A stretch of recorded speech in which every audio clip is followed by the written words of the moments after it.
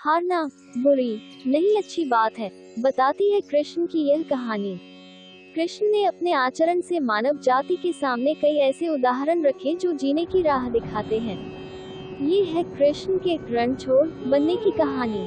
भगवान श्री कृष्ण का जन्म कंस का वध कर समस्त पृथ्वी लोक को उसके अत्याचारों से मुक्त कराने हेतु हुआ था। किशोरावस्था में ही वह गोकुल से मथुरा आ गए तथा दुष्ट कंस का वध किया।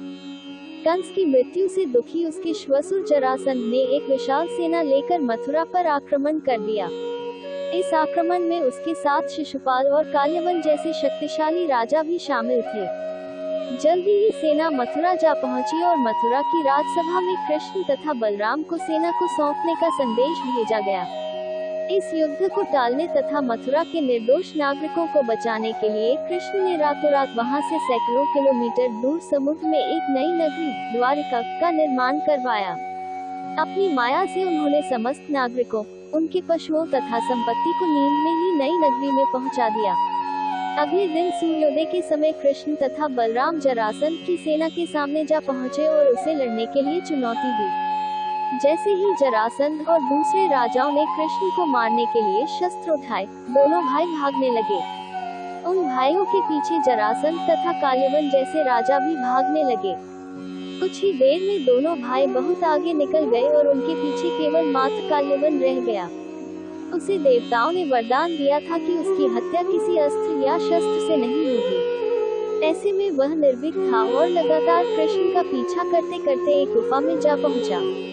गुफा में राजा मुच्चुकुंद सो रहे थे, जिन्हें इंद्रदेव ने वरदान दिया था कि जो भी उन्हें उठाएगा वह उनके देखते ही जलकर भस्म हो जाएगा। वहां पहुंचकर कृष्ण ने सोए हुए मुच्चुकुंद पर अपना पीताम्बर डाल दिया और स्वयं छिप गए।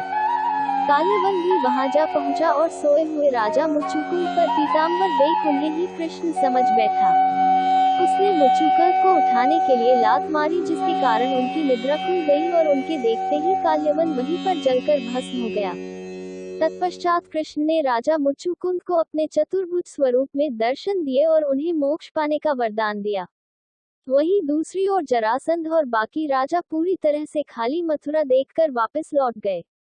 युद्ध से भागकर कृष्ण ने रखा देवताओं के वरदान का मान। कृष्ण चाहते तो स्वयं भी काल्यवन और अन्य अधर्मी राजाओं का वध कर सकते थे, परंतु देवताओं के दिए वरदान का मान रखने के लिए ही उन्होंने काल्यवन को राजा मुच्चुकुंद के हाथों मरवाया।